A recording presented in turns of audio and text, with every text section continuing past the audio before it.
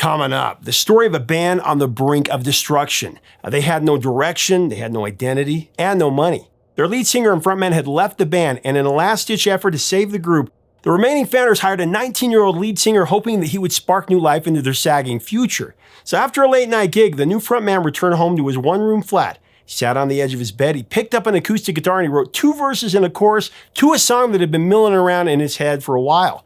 He'd recently been dumped by a woman that he deeply loved. And although he'd been in several relationships since then, the breakup still tore him up inside. Inspired by a posh gift from a girl that he had briefly dated after his traumatic breakup, he wrote lyrics that unexpectedly progressed into the foundation of a song for the ages. It ended up being more than just a song. It was the precursor to a movement in rock and roll history. The birth of a trailblazing art rock classic is coming up next on Professor of Rock. Hey music junkies, Professor of Rock, always here to celebrate the greatest artists and the greatest songs of all time, especially today. You know, if you remember being the channel changer for your parents when you were a little kid, you'll dig this channel of deep musical nostalgia. Make sure that you subscribe below right now, click their big red button, and click the bell so you always know when our stuff's coming out. Also, check us out on Patreon. That does help us keep it a daily channel since we are self-funded and trying to keep the music alive. Also, check out our merch below. You know, if you've ever been through a crushing heartbreak, you will know exactly what I'm about to share. You know, when you're suddenly dumped by someone that you truly loved or love, there's no lonelier existence.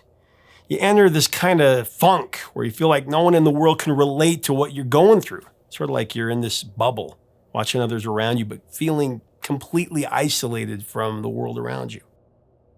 Time really is the only thing that can heal this. Thankfully, it eventually does, as we all know. But in the meantime, you're just a wreck. You're in a funk. You begin to notice things that you never thought about, and you experience feelings you never thought imaginable. They don't call it heartbreak for nothing. The emotional pain and the heaviness, especially in your chest, is brutal.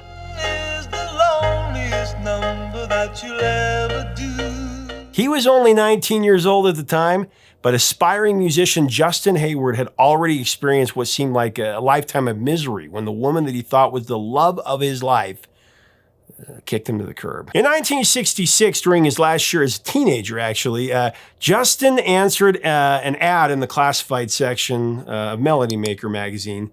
It was placed by the great Eric Burdon of the British band The Animals. Justin sent Burden a letter expressing his interest to be part of a band and included a reel-to-reel demo of him singing a few acoustic numbers. Now, Eric Burdon was not interested in working with Justin, so he passed along his letter and demo tape to his friend Mike Pinder, keyboardist and co-founder of the Moody Blues. At this moment, the Moody Blues were struggling mightily, on the verge of disbanding after their lead singer and lead guitarist Denny Lane and their bassist Clint Warwick left the group. It was no wonder that Lane and Warwick decided to leave. The Moody Blues were in big trouble, despite having a #1 hit in the UK just 3 years before that with their remake of Go Now, first recorded by American R&B singer Bessie Banks. Go now, go now, go now. The Moody Blues were considered rhythm and blues also-rans. They had no identity, they had no money, but they were still clinging to their deal with the Decca Records. And his friend Eric Burdon may have been ambivalent about Justin Hayward, but Mike Pinder, he heard something special when he listened to Justin's demo. So he called the young singer up, he invited him to come to London and meet with him. The two of them got along well, and a few weeks later, Justin met Ray and Graham to officially join the Moodies. Since the band was busted, Justin half joked that the reason they let him into the group was because he owned a Vox amplifier, because they literally had no gear. Now, around the same period that Justin joined the band, John Lodge was hired to replace Cliff Warwick to complete the new core lineup of the Moody Blues. Edge, Pinder, Thomas, Lodge, and Hayward would make up that group. Now, after a gig, Justin returned home, this was around 4 a.m., to a flat in the West End of London that he shared with Graham and 2 girls that they had recently met. Although it had been a long night, Justin wasn't ready to go to sleep. Instead, he sat on the edge of his bed with a 12-string acoustic guitar in his lap to wind down. He was still juiced from the concert that the band had performed earlier that night. He knew the guys would be expecting him to have a new song or two for the band to review at their next rehearsal, so he gathered himself to come up with something that he could play for him. Random thoughts began to float around in his head, including rekindled thoughts about the dejection that lingered from his emotional breakup just a few months back.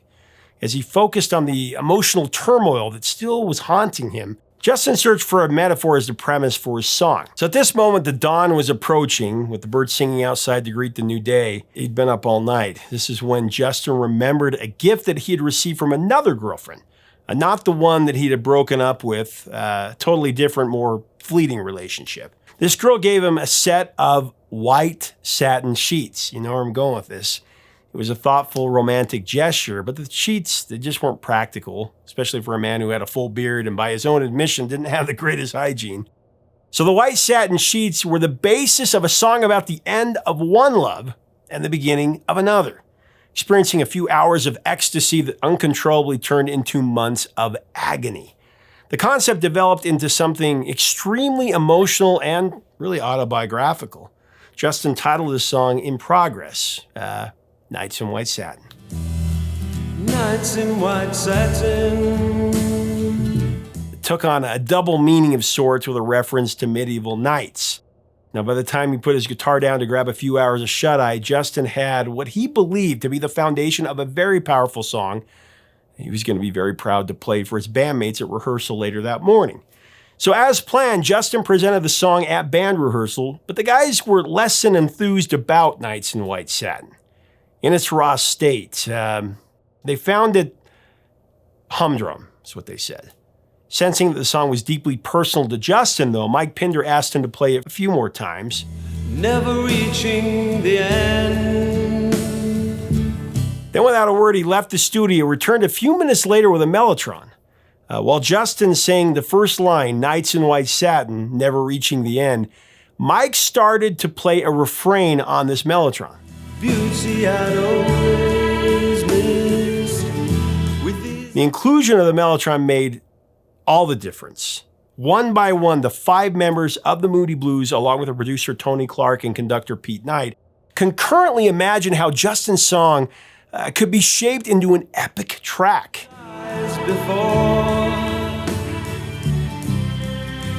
Graham Edge recalled that the original version of Nights in White Satin that Justin unveiled to the group had a skeletal arrangement at that point. At that point, there were no backing vocals, just singing over a sparse guitar line and minimal bass and piano. Graham admitted that he didn't hear the song at first. But when Mike came up with the mellotron refrain and more instrumentation was added, it just morphed into an epiphany that he shared with all the players in the studio. It was magic.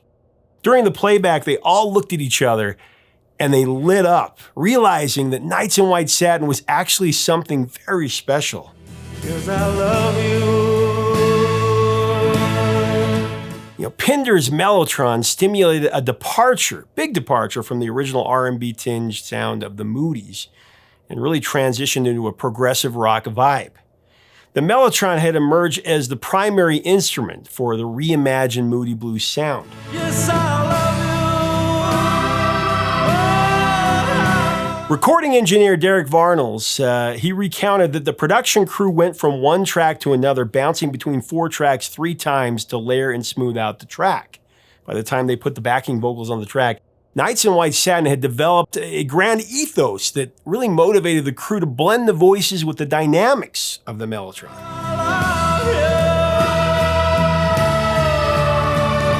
Nights in White Satin quietly builds to a really intense climactic rock concerto. The full spectrum innovation of producer Tony Clark ultimately shaped the drama of Nights in White Satin. It was Tony who had the idea for the haunting support vocals around the chorus for the track.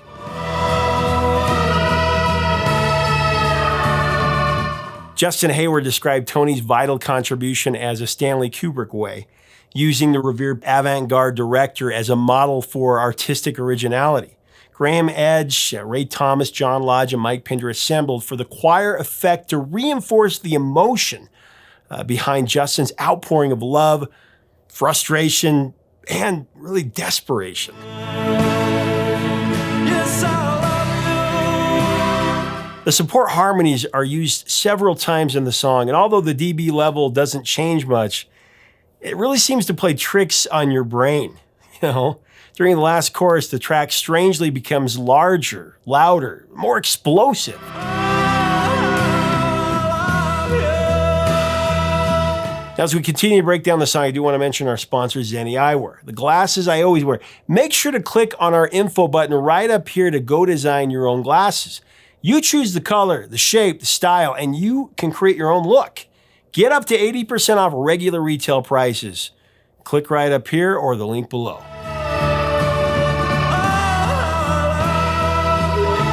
So once the potential of Nights in White Satin was realized, the track became the centerpiece of the brilliant concept album, Days of Future Past. Inspired by the arrangement of A Day in the Life by the Beatles, it was the poor man's, or the poor band's version of a Beatles arrangement, since the Fab Four had infinitely more money and infinitely more resources than the Moody Blues.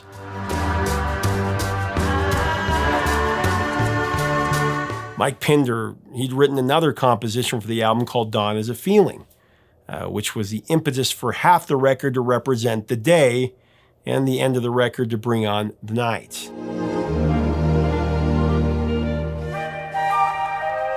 The record would start with Dawn Is a Feeling, with Tuesday Afternoon strategically placed right in the middle.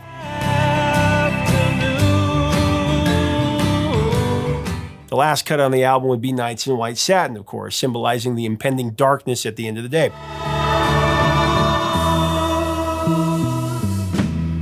Truth be told, though, the concept for Days of Future Past didn't come from the band. It was actually the brainchild of Michael Dacre Barkley, who was the manager of special products for the Moody Blues label Decca Records. Justin Hayward has always contended that there was an ulterior motive behind the creation of an album with a fuller stereophonic sound. Justin believed it was to sell stereos, since Decca had a consumer stereo division. That's so funny. Remember, Justin Hayward and his bandmates couldn't afford anything beyond the bare essentials at this point. None of them owned a luxury item like a stereo unit at all. It would take 2 more years for Justin to acquire the funds to purchase his own stereo even. Justin called Dacre Barkley a shrewd but elusive man. After the production of Days of Future Past, Justin never saw Dacre Barkley again, but he did see Dacre Barkley's name on the royalty sheet for Nights in White Satin that proved to be, as anyone would know, very lucrative.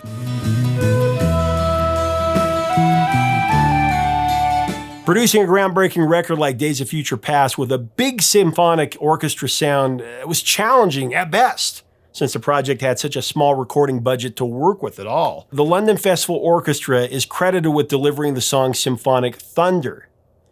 But here's the thing.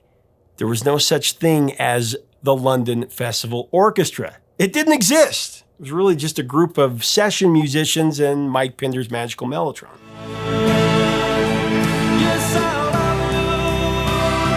Conductor-arranger Peter Knight put the fictitious orchestra together, actually. They were all work-for-hire string players like a group of gypsies. Peter labeled them the London Festival Orchestra to make it sound more official for the production credits. Even though they were uncredited, each player did their job exceptionally well to provide the fusion of rock and classical music that was essential to the magnificence, the majesty of Nights in White Satin.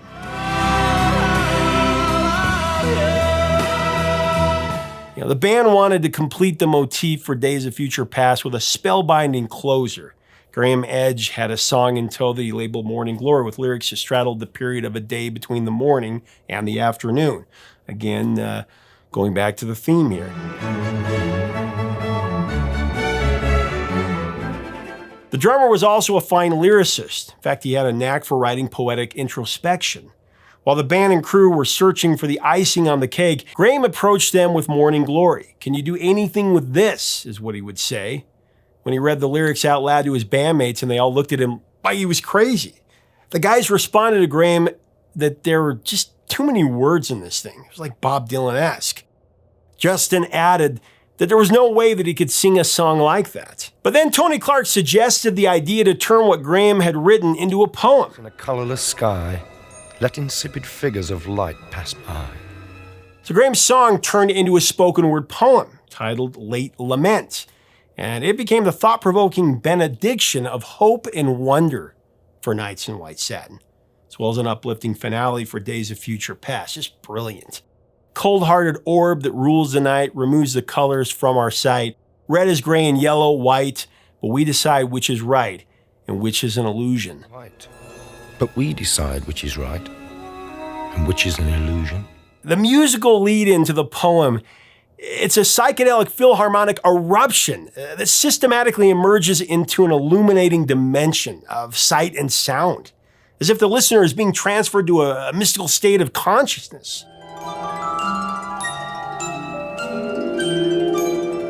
Now, it was decided that Mike Pinder had the best voice in the band to execute the recital for Graham's Late Lament. So the consensus was that Pinder's dignified baritone was perfect for the calming spirit, that the band conceptualized for the poem. Graham wholeheartedly agreed that Mike should do the honors for the recital of Late Lament, and he appreciated Mike's gravelly voice. He observed that cigarettes and whiskey had modulated his vocal cords a bit more than his own. A high-pitched voice wasn't going to cut it. Pinder believed Late Lament required focus and a lot of concentration, so he transposed himself into a relaxed, meditative mindset by laying flat on his back on the studio floor while he delivered the prose for this poignant composition. Sons challenges infinity and is soon gone. The album version of Nights in White Satin, in all its sonic splendor, it timed in at about 5 minutes and 38 seconds. That's over 7.5 minutes when combined with Late Lament. It would obviously need to be edited for radio play, so it was trimmed to 306 for its initial release in 67. Single went to number 19 in the UK, number 30 in Canada, and all the way to number 1 in the Netherlands. French singer Patricia scored a big hit with her rendition of Nights in White Satin in her native country, and then the Moody Blues original version enjoyed similar success.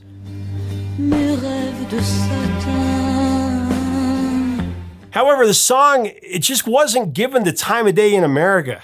Now, that all changed in 1972, mind you, with the emergence of stereo music being played on FM radio. With an ulterior motive, a DJ at an FM radio station in Seattle put the unedited version on the air so that he could go out to the back parking lot and smoke a cigarette. The story goes that the DJ surprisingly got a tremendous response when he played the song, so he played it the next night. And then the request line switchboard went crazy. When the radio trades interviewed the DJ in Seattle about being an airplay leader on Nights in White Satin, he was honest that the only reason he played the track was because he was working the graveyard shift. And he had the freedom to play a song long enough to go out to his car and have a smoke. They would do that later on with a lot of Pink Floyd songs and such, Zeppelin as well. Regardless of why the song was aired, though, word quickly spread about how the listeners responded in Seattle, and the interest shot down to the West Coast from Seattle to San Francisco to LA. So the label made preparations to re-release the original 3-minute and 6-second version. The band had just enough juice to veto the plan, insisting that the label go with a version that wasn't so chopped up. So they compromised on an American radio edit. I believe it was 4 minutes and 26 seconds long. Letters are written. The belated discovery of Nights in White Satin in the U.S. led to a renaissance for the Moody Blues all over the globe. The rejuvenated single, it went to number 2 on the Billboard Hot 100, it went to the top 10 in the UK, Austria, Germany, and other European countries, and it went to number 1 in Canada. Nights in White Satin became more than just an esoteric pop hit. It was a precursor to the proliferation of the genre of progressive rock. It opened the door for bands like Yes and Genesis and Pink Floyd and Emerson, Lake and Palmer and Jethro Tull. The flute solo in Nights in White Satin by Ray Thomas alone was seminal.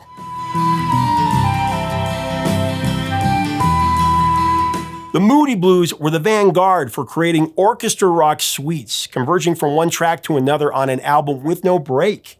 The group, they brought a sophistication and a stereophonic luster that also helped birth the term audiophile. Nights in White Satin was one of those resilient gems. It was a recurring hit, first in 1967, then in 1972, again in 1979 when it came back on the UK singles chart, reaching number 14 and then number 8 in Ireland.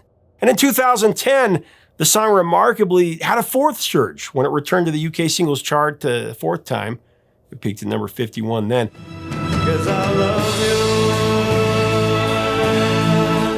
The Moody Blues classic has been reinterpreted more than 60 times across 50 plus years, including versions by Percy Faith, Nancy Sinatra, Procol Harum, Georgia Moroder, and Eric Burdon. The man who initially passed on the opportunity to work with Justin Hayward, he recorded a version in his time with War.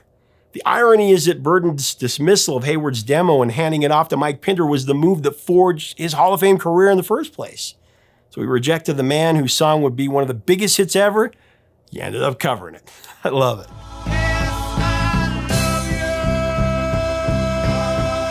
Justin's favorite cover of Nights in White Satin, though, is one by soul singer Betty LaVette. Her version actually brought Justin to tears the first time that he heard it.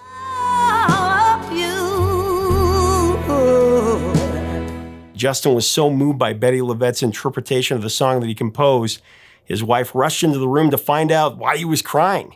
Justin said it was the first time he really heard the words and the realism that Betty put into the song. It moved him in a way that he had never experienced. All those painful, repressed memories came out of his subconscious at that point.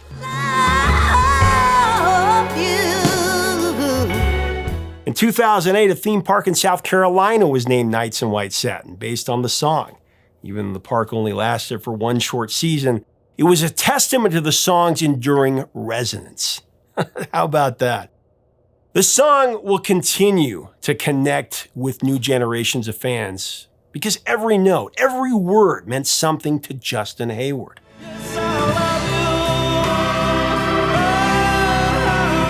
I mean, this song is authentic, it's earnest, it's transcendental. The fact that it was written by someone who was only 19 years old, it's astonishing.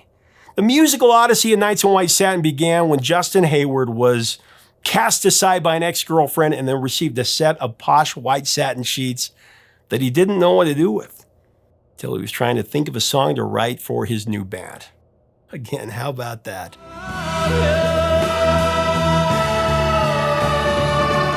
Justin's Early Morning Revelation, it sold millions, and its groundbreaking recording defined the progressive rock chapter of the rock era. However, he didn't make hardly any money from the royalties because of one of those infamous bad record deals. I mean, it's just crazy. Unaffected, Nights in White Satin has never lost its importance or its meaning to Justin Hayward as a lyricist or as a human being. He's proud to continue to share it and to cherish it.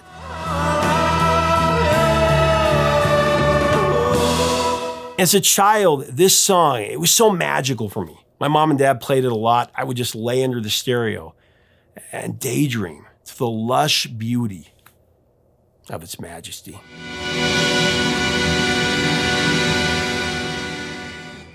Thanks so much for watching. Leave us a comment about Justin Hayward, the Moody Blues, and this enduring classic. What are your thoughts, your memories about Nights in White Satin? It's just such a phenomenal song, one of the greatest ever. What do you think about the song as a whole? Let's have a great discussion below. If you like our content, we invite you to subscribe. We'd love to have you as part of our content. Until next time, 3 chords and the truth, my friend.